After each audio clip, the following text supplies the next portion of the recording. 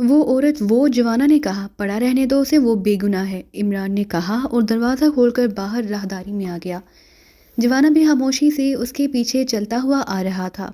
میں نے جیفرسن سے معلوم کر لیا ہے، موزٹ کا ہیڈ کوارٹر ایکریمیا کی ریاست میشیگن کی دارالحکومت لائسنگ میں ہے، اور وہ لوگ اس خوفناک منصوبے پر عمل درآمد کرنا چاہتے ہیں۔ پاکیزہ کے 12 کروڑ عوام کو اس خوفناک عذاب سے بچانے کے لیے ہمیں اب خود ان پر عذاب خداوندی بن کر ٹوٹنا پڑے گا۔ عمران نے کار میں بیٹھتے ہوئے جوانا سے کہا، یس ماسٹر، ایسے مجرموں کو تو دوسرا سانس لینے کی بھی اجازت نہیں ملنی چاہیے۔ جوانا کے لہجے میں بھی گرمی تھی۔ جیفرسن کو چونکہ ڈیوک کے قتل میں ملوث ایشیائی کا سن کر یہ خیال آ گیا کہ اس میں پاکیزہ سیکرٹ سروس ملوث ہے، اس لیے اس نے لازماً ہیڈ کوارٹر سے بھی اس خدشے کا اظہار کیا ہوگا۔ اور پھر جیسے ہی جیفرسن کی ہلاکت کی اطلاع ان تک پہنچے گی، وہ لوگ پوری طرح چوکنا ہو جائیں گے۔ اس لیے اب مجھے ٹیم کو بلوانا پڑے گا تاکہ ہم پوری قوت سے ان پر ریڈ کر سکیں، عمران نے کہا۔ مگر ماسٹر، انہیں تو یہ خیال بھی نہ ہوگا کہ آپ جیفرسن سے ہیڈ کوارٹر کے بارے میں معلوم کر لیں گے، اس لیے تو اپنی جگہ پر مطمئن ہوں گے۔ یہ پوائنٹ تو ہماری فیور میں جاتا ہے، جوانا نے کہا۔ نہیں، جیفرسن کی ہلاکت کی تفصیلات ملتے ہی وہ سمجھ جائیں گے کہ اس پر تشدد ہوا، اور چونکہ جیفرسن ہیڈ کوارٹر کے بارے میں جانتا تھا، اس لیے وہ یہ سمجھ جائیں گے کہ ہم نے اس سے ہیڈ کوارٹر کے بارے میں تفصیلات حاصل کر لی ہوں گی، جوانا نے جواب دیا۔ یس ماسٹر، آپ کا آئیڈیا درست ہے، عمران نے جواب دیا۔ جوانا، تم مجھے کوٹھی میں چھوڑ کر خود فوری طور پر لائسنگ چلے جاؤ، اور وہاں جا کر ایک تو اسی طرح کا کوئی مناسب اڈہ تلاش کرو، اور اس کے علاوہ وہاں زیر زمین دنیا سے اس تنظیم میں معلومات حاصل کرنے کی کوشش کرو۔ جیسے ہی ٹیم یہاں پہنچے گی، میں اسے لے کر لائسنگ آ جاؤں گا، عمران نے اسے ہدایت دیتے ہوئے کہا، اور جوانا نے اسبات میں سر ہلا دیا۔ ایک بڑے سے کمرے میں موجود ایک مستطیل شکل کی میز کے دونوں طرف دو دو افراد بیٹھے ہوئے تھے۔ وہ چاروں مقامی تھے۔ ایک سائڈ پر کرسی خالی پڑی ہوئی تھی۔ چند لمحوں بعد اس حال نما کمرے کا دروازہ کھلا اور ایک نوجوان عورت جس کے جسم پر نیلے رنگ کا سکرٹ تھا اندر داخل ہوئی۔ جسمانی لحاظ سے تو یہ عورت نوجوان تھی، لیکن اس کا چہرہ دیکھ کر ہی اندازہ ہوتا تھا کہ یہ کسی ویرانے میں بھٹکنے والی بوڑھی چڑیل ہے۔ اس کے چہرے پر آگ سے جلے ہوئے زخموں کی اس قدر ٹیڑھے میڑھے سے نشانات تھے کہ چہرے کو دیکھ کر بے حد کراہت سی آتی تھی۔ اس کی آنکھوں میں انتہائی سرد مہری اور صفاقی جھلک رہی تھی، لیکن اس کی چال میں وقار اور دبدبہ تھا۔ یہ موزٹ کی عملی سربراہ مادام فیانی تھی، سر ہنری موزٹ کی اکلوتی بیٹی۔ بچپن میں ایک حادثے کے دوران اس کا چہرہ بری طرح جل گیا تھا، اور سر ہنری موزٹ نے اس کے چہرے پر موجود زخموں کا باقاعدہ علاج کرایا تھا، اور پھر بعد ازاں چہرے کی پلاسٹک سرجری بھی کرائی گئی تھی۔ اس طرح اس کے چہرے کی بگڑی ہوئی حیت تو درست ہو گئی تھی، لیکن زخموں کے مخصوص نشانات کی وجہ سے اس کا چہرہ بے حد بدصورت اور مکروہ نظر آتا تھا، اور اس بدصورتی کی وجہ سے بچپن سے ہی فیاٹی کی ساری نفسیات ہی بگڑ کر رہ گئی۔ وہ انتہائی ظالم اور سفاک بن کر رہ گئی تھی۔ اس ظلم اور سفاکی کی وجہ سے اس نے سر ہنری موزٹ سے کہہ کر یہ خفیہ تنظیم بنائی تھی۔ چونکہ سر ہنری موزٹ کٹر اور انتہائی متعصب یہودی تھا، اس لیے اس نے بچپن سے ہی فیاٹی کے ذہن کو مسلمانوں کے خلاف زہر آلود کرنا شروع کر دیا تھا۔ اب یہ حالت تھی کہ فیاٹی پوری دنیا کے مسلمانوں سے اس قدر شدید نفرت کرتی تھی کہ جس کا تصور بھی نہ کیا جا سکتا تھا۔ فیاٹی نے اپنی تنظیم میں چن چن کر ایسے لوگ بھرتی کیے جو نہ صرف یہودی تھے بلکہ انتہائی متعصب یہودی تھے، اور اب تک اس کی تنظیم کا کام صرف ایکریمیا اور یورپ میں موجود ایسے مسلمانوں کا خفیہ قتل تھا جو کسی طرح بھی مسلمانوں کے لیے فائدہ مند ہو سکتے تھے۔ چنانچہ اس تنظیم کے ہاتھوں اب تک ہزاروں نہیں تو سینکڑوں ایسے لوگ ہلاک ہو چکے تھے جن کی موت نے کسی نہ کسی طرح عالم اسلام کو نقصان پہنچایا ہو۔ فیاٹی چونکہ بے حد ذہین تھی، اس لیے اسے معلوم تھا کہ اگر اس کی تنظیم نے کھل کر کارروائی کی تو مسلم خفیہ تنظیمیں اس کے پیچھے لگ جائیں گی، اس لیے یہ سارا کام اس انداز میں کیا جا رہا تھا کہ مرنے والوں کی موت قدرتی محسوس ہوتی تھی۔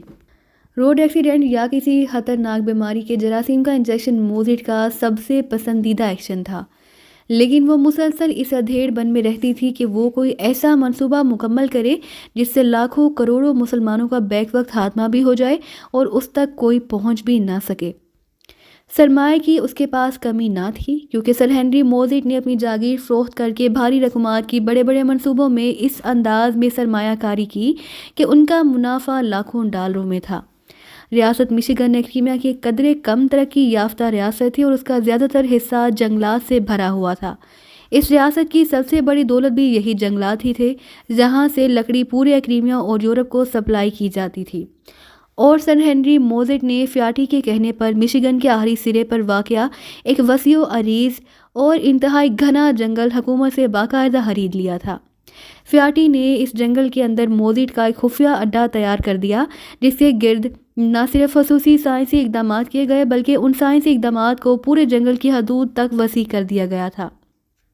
اس نے مسلح محافظوں کی ایک فوج بھرتی کی جو اس جنگل میں باقاعدہ پہرا دیتی تھی۔ چونکہ ان جنگلوں میں وحشی درندے نہ پائے جاتے تھے، اس لیے ان جنگلوں میں اگر کسی کو کوئی خطرہ لاحق ہو سکتا تھا تو وہ انسانوں سے ہی ہو سکتا تھا۔ البتہ فیاٹی نے ہرنوں، خرگوشوں اور ایسے ہی معصوم جانوروں کی نایاب نسلیں پوری دنیا سے منگوا کر اس جنگل میں آزاد چھوڑ رکھی تھی، اس لیے ایسے جانور ہر جگہ بھاگتے دوڑتے نظر آتے تھے۔ وسیع و عریض جنگل کے گرد باقاعدہ اونچی چار دیواری بنائی گئی اور درمیان میں ایک پختہ سڑک تھی جو جنگل کے اندر چاروں طرف چکر کاٹتی ہوئی واپس اسی گیٹ تک پہنچ جاتی تھی۔ جنگل کے درمیان ایک خوبصورت آرام گاہ بھی بنی ہوئی تھی جسے قدیم زمانوں کی گھاس پھوس کی جھونپڑیوں کے ڈیزائن میں بنایا گیا تھا۔ فیاٹی اور سر ہنری موزٹ خود مشیگن کے دارالحکومت لائسنگ میں واقع ایک محل نما عمارت میں رہتے تھے۔ البتہ فیاٹی اکثر اس جنگل میں آ جاتی تھی اور پھر یہاں وہ کئی روز رہتی تھی۔ ویلنگٹن میں موزٹ کا انچارج جیفرسن تھا اور جب فیاٹی کو جیفرسن کی معرفت مسلمانوں کے خلاف کام کرنے کے لیے ایک انتہائی شاندار، آسان اور قابل عمل منصوبے کی تفصیلات ملی تو اس کا رواں مسرت سے جھوم اٹھا۔ ایسے منصوبے کی تلاش میں تو وہ کئی سالوں سے تھی، اس لیے اس نے فوراً اس منصوبے پر عمل درآمد کرنے کا فیصلہ کر لیا۔ منصوبے کا تجربہ ایک جزیرے پر کیا گیا جو پاکستہ میں واقع تھا اور اس تجربے کے نتائج بھی فائل کی صورت میں اس تک پہنچ چکے تھے۔ وہ خود کبھی پاکستان نہ گئی، لیکن بحیثیت ایک یہودی ہونے کے اسے پوری طرح اس بات کا احساس تھا کہ پاکستان پوری دنیا میں مسلمانوں کا قلعہ سمجھا جاتا تھا۔ اس لیے اس نے اس منصوبے کا پہلا مرحلہ پاکستان میں ہی مکمل کرنے کا منصوبہ بنا لیا۔ اس کے بعد اس کا پروگرام یہ تھا کہ دوسرے مرحلہ پر وہ مسلمانوں کے انتہائی مقدس خطے کو نشانہ بنائے گی، پھر اس طرح ایک ایک کر کے ہر مسلم ملک اس کے اس منصوبے کی زد میں آ جائے گا۔ اور اسے یقین تھا کہ اگر اس کا یہ منصوبہ مکمل ہو گیا تو ایک روز وہ پوری دنیا سے مسلمانوں کے ہاتھ میں کی اپنی حسد پوری کر لینے میں کامیاب ہو جائے گی۔ فیاٹی نے پاکستان میں اس منصوبے کو مکمل کرنے کے لیے باقاعدہ سروے کرایا اور سروے رپورٹ کے مطابق اس منصوبے کے لیے دارالحکومت کے شمال میں واقع ایک صحرائی علاقہ بہترین محلے وقوع رکھتا تھا۔ موزٹ نے پوری دنیا کے مسلم ممالک میں اپنے مخبر چھوڑے ہوئے تھے۔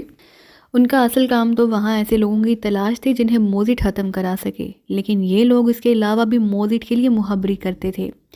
فیاٹی ایسے لوگوں کو بھاری معاوضہ ادا کرتی تھی اور عام طور پر یہ لوگ اعلیٰ ترین سرکاری دفتروں میں اعلیٰ عہدوں پر فائز تھے۔ اس طرح کام آسان اور مکمل ہو جاتا تھا، اور اب بھی اس نے ایک خاص مخبر کے ذریعے وہاں کا باقاعدہ سروے کرایا تھا۔ اس وقت اس نے موزٹ کے ایک خصوصی سیکشن کی میٹنگ بلوائی ہوئی تھی۔ یہ میٹنگ لائسنگ میں اس کی رہائش گاہ پر ہو رہی تھی۔ حال میں موجود چاروں افراد اس سیکشن کے افراد تھے۔ اس سیکشن کو اسپیشل سیکشن کہا جاتا تھا۔ یہ چاروں ایکریمیا کی سرکاری خفیہ ایجنسیوں سے متعلق افراد تھے جو پرائیویٹ طور پر بھی موزٹ کے لیے کام کرتے تھے۔ فیاٹی کے ہال میں داخل ہوتے ہی میز کے دونوں اطراف میں بیٹھے ہوئے چاروں افراد اٹھ کھڑے ہوئے۔ بیٹھو، فیاٹی نے خالی کرسی پر بیٹھتے ہوئے سخت لہجے میں کہا، اور وہ چاروں خاموشی سے بیٹھ گئے۔ میں نے تمہیں ڈسٹرکشن پلان کے پہلے مرحلے کے بارے میں پوری تفصیلات بھجوائی تھی اور ساتھ ہی وہ سروے رپورٹ بھی کی تھی۔ کیا تم نے اس کا اچھی طرح مطالعہ کر لیا ہے؟ فیاٹی نے کرسی پر بیٹھتے ہی سرد لہجے میں ان چاروں سے مخاطب ہو کر کہا، یس مادام، یہ واقعی عظیم تباہ کن پلان ہے۔ اگر اس پلان پر عمل ہو جائے تو پوری دنیا کے مسلمان عظیم تباہی کا شکار ہو کر ہمیشہ کے لیے نیست و نابود ہو جائیں گے، ان کی نسلیں تک تباہ ہو جائیں گی، ایک آدمی نے جواب دیتے ہوئے بتایا، اور فیاٹی کے بدصورت چہرے پر مکروہ مسکراہٹ ابھر آئی۔ ہاں، یہ چونکہ مسلمانوں کی انتہائی اور مکمل تباہی کا پلان ہے، اس لیے میں نے اس کا نام بھی ڈسٹرکشن پلان رکھا ہے، اور میں نے فیصلہ کر لیا کہ ہمیں فوری طور پر اس پر عمل شروع کر دینا چاہیے، کیونکہ جیفرسن کی اطلاع کے بعد اس پر مزید دیر کرنا نامناسب ہے۔ فیاٹی نے کہا۔ جیفرسن کی اطلاع؟ کون سی اطلاع؟ ایک دوسرے آدمی نے حیرت بھرے لہجے میں کہا۔ تمہیں معلوم ہے کہ یہ منصوبہ ویلنگٹن میں موزٹ کے انچارج جیفرسن نے مجھے بھجوایا تھا۔ اس کا تجربہ کافرستان حکومت نے کرایا اور یہ تجربہ پاکیشاہ کے ایک جزیرے پر کیا گیا تھا۔ جیفرسن نے پاکیشاہ میں موجود اپنے آدمیوں کے ذریعے اس کا رد عمل معلوم کرایا تو پتہ چلا کہ وہاں حکومت اس کے نتیجے سے ہل کر رہ گئی ہے اور یہ کیس پاکیشاہ سیکرٹ سروس کو ریفر کر دیا گیا ہے۔ چونکہ تمہارا تعلق سرکاری خفیہ ایجنسیوں سے ہے، اس لیے تم مجھ سے بہتر پاکیشاہ سیکرٹ سروس کے بارے میں جانتے ہوگے کہ وہ کس قدر تیز، فعال اور خطرناک تنظیم ہے۔ لیکن چونکہ نہ ہی پاکیشاہ سیکرٹ سروس موزٹ سے واقف ہے اور نہ ہی اسے کسی طرح یہ معلوم ہو سکتا تھا کہ ہم تک یہ منصوبہ پہنچ چکا ہے اور اس پر عمل کرنے کا فیصلہ کر چکے ہیں، اس لیے میں مطمئن تھی۔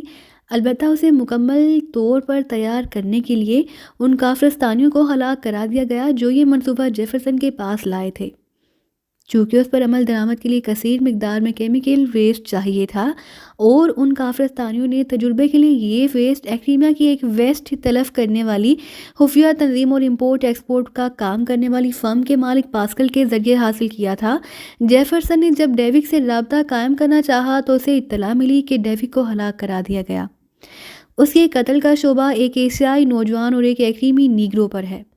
پھر پاسکل کی لاش ملی جس پر انتہائی بے رحمانہ تشدد کیا گیا تھا۔ اس ایشیائی کی وجہ سے جیفرسن کو شک پڑ گیا کہ یہ کارروائی پاکیشاہ سیکرٹ سروس کی ہے۔ وہ ان سے ٹکرانا چاہتا تھا لیکن میں نے اسے منع کر دیا کہ وہ سامنے نہ آئے، چنانچہ میں نے اپنے طور پر ویسٹ کا بندوبست کر لیا۔ یہ ویسٹ ایک مال بردار بحری جہاز کے ذریعے پاکیشاہ روانہ کر دیا گیا ہے۔ اب تم چاروں نے فوری طور پر پاکیشاہ پہنچنا ہے جہاں تم دارالحکومت میں موزٹ کے ایک خاص آدمی سے ملو گے۔ اس کا نام راجر ہے۔ یہ وہاں زیر زمین دنیا میں ایک مجرم تنظیم کا سربراہ ہے۔ وہ تمہاری ہر طرح سے مدد کرے گا۔ تم نے اس ویسٹ کو اس صحرا میں پہنچا کر اسے ریت میں مخصوص انداز میں ڈالنا ہے جس کی تفصیلات تمہیں مل جائیں گی۔ اس کے بعد تم نے راجر کو بھی ہلاک کرنا ہے اور خاموشی سے واپس آ جانا ہے۔ 1 ماہ بعد اس تباہی کے آثار نظر آنے لگ جائیں گے لیکن یہ اثرات پہلے پہل ماحولیاتی توازن کو بدل دیں گے۔ پاکیشاہ میں معمول کے خلاف بارشیں شروع ہو جائیں گی جس سے ان کی فصلیں تباہ ہو جائیں گی، دریاؤں میں سیلاب آ جائیں گے اور عظیم تباہی کا پہلا مرحلہ شروع ہو جائے گا۔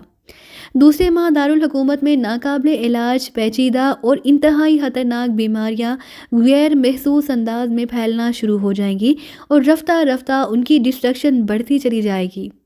پوری دنیا کے ماہرین چاہے کچھ بھی کر لیں ان بیماریوں کو نہ روک سکیں گے اور آہستہ آہستہ پاکیشاہ کی آبادی خوفناک تباہی کا شکار ہوتی چلی جائے گی اور زیادہ سے زیادہ 1 سال کے عرصے میں پاکیشاہ کے 12 کروڑ عوام میں سے بیشتر تعداد بیمار، مفلوج، اندھے، کوڑی اور ناقابل علاج بیماریوں میں مبتلا ہو چکے ہوں گے۔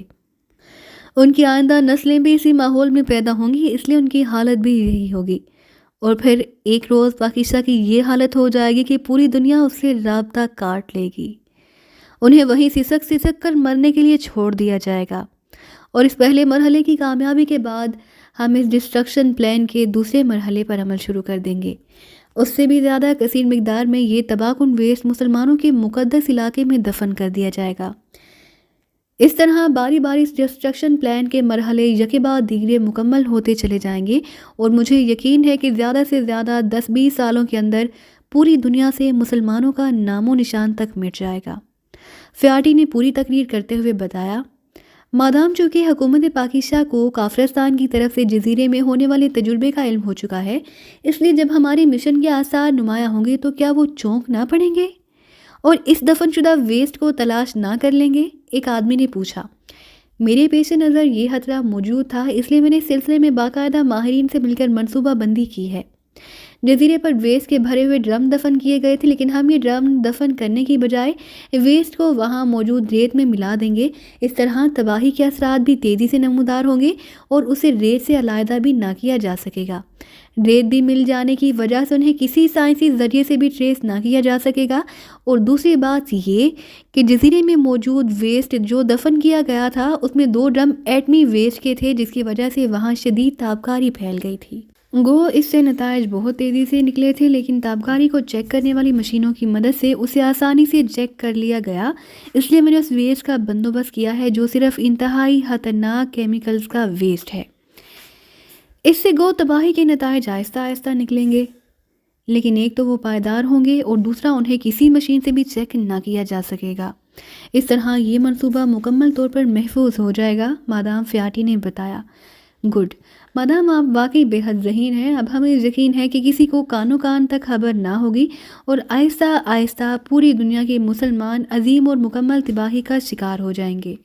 چاروں نے تحسین آمیز لہجے میں کہا، پوری زندگی کا اصل مقصد اس وقت پورا ہوگا جب میرے منصوبے کی وجہ سے پوری دنیا سے نہ صرف مسلمان نیست و نابود ہو جائیں گے بلکہ ان کی نسلیں تک ختم ہو جائیں گی، اور موت بھی ایسی عبرتناک کہ جس کا تصور بھی لرزا دیتا ہے، اور یہی موت پاکیزہ اور دنیا کے مسلمانوں کا مقدر بن چکی ہے۔ فیاٹی نے بڑے جذباتی لہجے میں کہا، اور میز سے گرد بیٹھے ہوئے چاروں افراد کے چہرے انتہائی مسرت سے کھل اٹھے۔ لیکن اس سے پہلے کہ ان کے درمیان مزید کوئی بات ہوتی، بند دروازہ اچانک کھلا اور ایک نوجوان بوکھلائے ہوئے انداز میں اندر داخل ہوا۔ اس کے ہاتھ میں ایک ٹرانسمیٹر تھا۔ کیا بات ہے؟ مادام نے انتہائی وسیلے لہجے میں پوچھا۔ مادام، والنگٹن کے جیفرسن کو ہلاک کر دیا گیا ہے۔ اس کی فرینڈ ٹیولپ کی کال آئی ہے، وہ آپ سے بات کرنا چاہتی ہے۔ اس نوجوان نے قریب آ کر کہا، جیفرسن کو ہلاک کر دیا گیا ہے؟ ویری بیڈ، مادام نے ہونٹ چباتے ہوئے کہا، اور اس کے ساتھ ہی اس نے نوجوان کے ہاتھ سے ٹرانسمیٹر لیا اور اسے میز پر رکھ کر اس کا بٹن دبا دیا۔ ہیلو فیاٹی، اٹینڈنگ اوور، مادام فیاٹی نے چیخ کر کہا۔ مادام، میں ٹیولپ بول رہی ہوں، والنگٹن سے جیفرسن کو ہلاک کر دیا گیا ہے۔ چونکہ جیفرسن کا کوئی راز مجھ سے چھپا ہوا نہ تھا، اس لیے مجھے معلوم ہے کہ وہ آپ کا آدمی ہے اور آپ سے کس فریکوینسی پر بات ہو سکتی ہے۔ ایمرجنسی کے لیے لانگ رینج ٹرانسمیٹر بھی میرے فلیٹ میں جیفرسن نے رکھا ہوا ہے، اس لیے میں پولیس کو فون کرنے سے پہلے آپ کو کال کر رہی ہوں، اوور۔ دوسری طرف سے ایک خوفزدہ سی آواز سنائی دی، او یہ سب کیسے ہوا؟ کس نے کیا ہے؟ پوری تفصیل بتاؤ، اوور، مادام فیاٹی نے چیختے ہوئے پوچھا۔ جیفرسن اچانک میرے فلیٹ پر آیا اور اس نے مجھے بتایا کہ وہ ایک ہفتے تک میرے فلیٹ میں رہنا چاہتا ہے، کیونکہ والنگٹن میں کچھ ایسے لوگ موجود ہیں جو اس پر حملہ کر سکتے ہیں اور ان کا تعلق پاکیزہ سے ہے، اس نے بتایا، اور اس نے کسی کو بھی نہیں بتایا کہ وہ یہاں آیا ہے۔ دوسرے روز اچانک میرے فلیٹ کی کال بیل بجی، میں نے ڈور فون سے بات چیت کی تو پتہ چلا کہ بیل دینے والے کا نام آرتھر ہے اور وہ مرڈر انکوائری پر ہے، اس کا تعلق مرڈر سیکشن سے ہے اور میرے ساتھ والے فلیٹ میں کوئی قتل ہو گیا ہے۔ اس نے چونکہ صحیح حوالے دیے، اس لیے جیفرسن خود بیرونی دروازے پر گیا۔ وہاں دو ہوش پوش اکریمی موجود تھے، جن میں سے ایک دیو ہیکل جسم کا مالک تھا۔ جیفرسن نے ان سے باتیں کی، پھر وہ انہیں اپنے ساتھ اندر لے آیا۔ پھر اس دیو ہیکل اکریمی نے اچانک جیفرسن پر حملہ کر دیا۔ جیفرسن کو اس نے ایک حملے میں بے ہوش کر دیا، دوسرے نے مجھ پر حملہ کیا اور سر پر ضرب لگا کر مجھے بے ہوش کر دیا۔ مجھے جب ہوش آیا تو میں اور جیفرسن اپنے ہی فلیٹ کے کمرے میں کرسیوں پر رسیوں سے بندھے ہوئے تھے۔ پھر جیفرسن نے اسے پہچان لیا کہ وہ ایشیائی ہے، اس نے بھی اسے تسلیم کیا اور اس نے اپنا نام علی عمران بتایا۔ اس کے بعد علی عمران نے جیفرسن کی زبان کھلوانے کے لیے ہم پر تشدد شروع کر دیا، لیکن میں فوراً ہی بے ہوش ہو گئی۔ پھر جب مجھے ہوش آیا تو وہ جا چکے تھے۔ البتہ جیفرسن کرسی پر بندھا ہوا تھا مگر وہ مر چکا تھا۔ اس کے دونوں نتنے کٹے ہوئے تھے اور اس کا چہرہ بتا رہا تھا کہ اس پر انتہائی خوفناک تشدد کیا گیا ہے۔ میں پہلے تو چیختی رہی تاکہ ساتھ والے فلیٹوں سے کوئی آواز سن کر میری مدد کے لیے آئے، لیکن یہ فلیٹ اس طرز کے بنے ہوئے ہیں کہ ان سے آواز باہر ہی نہیں جاتی۔ چنانچہ مجھے خود ہی ہمت کرنی پڑی اور شدید جدوجہد کے بعد آخرکار میں اپنے آپ کو آزاد کرانے میں کامیاب ہوئی۔ پہلے تو میں نے پولیس کو فون کرنے کا سوچا، لیکن پھر مجھے آپ کا خیال آیا تو میں نے ٹرانسمیٹر تلاش کر کے آپ کو کال کیا، اوور۔ ٹھیک ہے، تم نے اچھا کیا کہ مجھے اطلاع کر دی۔ تم ایسا کرو کہ پولیس کو فون مت کرو، میں جیفرسن کے ساتھ پنجمن کو کال کر کے کہہ دیتی ہوں، اگر وہ تمہارے فلیٹ سے جیفرسن کی لاش لے جائے گا، اس طرح تم پولیس کے عذاب سے بچ جاؤ گی۔ باقی جیفرسن کو تنظیم کی طرف سے جو معاوضہ ملتا تھا وہ اب انعام کے طور پر تمہیں باقاعدگی سے ملتا رہے گا، اوور، فیاٹی نے کہا۔ یس مادام، اوور، دوسری طرف سے کہا گیا، اور مادام نے اوور اینڈ آل کہہ کر ٹرانسمیٹر آف کر دیا۔ روڈنی، پنجمن کو کال کر کے کہہ دو کہ جیفرسن کی لاش ٹیولپ کے فلیٹ سے لے جائے اور اسے غائب کرا دے۔ میں نہیں چاہتی کہ پولیس کو تفتیش کے دوران موزٹ کے بارے میں علم ہو جائے۔ اب جیفرسن کی جگہ پنجمن والنگٹن میں موزٹ کا نمائندہ ہوگا، مادام فیاٹی نے تیز لہجے میں ٹرانسمیٹر لے کر آنے والے نوجوان کو ہدایت دیتے ہوئے کہا۔ یس مادام، کیا پنجمن کو یہ ہدایت دینی ہے کہ وہ جیفرسن کے قاتلوں کو تلاش کرے؟ روڈی نے انتہائی مودبانہ لہجے میں پوچھا۔ نہیں، اس کی ضرورت نہیں، جاؤ اب تم۔ مادام فیاٹی نے تیز لہجے میں کہا اور روڈی ٹرانسمیٹر اٹھا کر واپس مڑا اور تیز تیز قدم اٹھاتا دروازے کی طرف بڑھ گیا۔ جب وہ دروازہ کھول کر باہر چلا گیا اور دروازہ بند ہو گیا تو مادام بول پڑی۔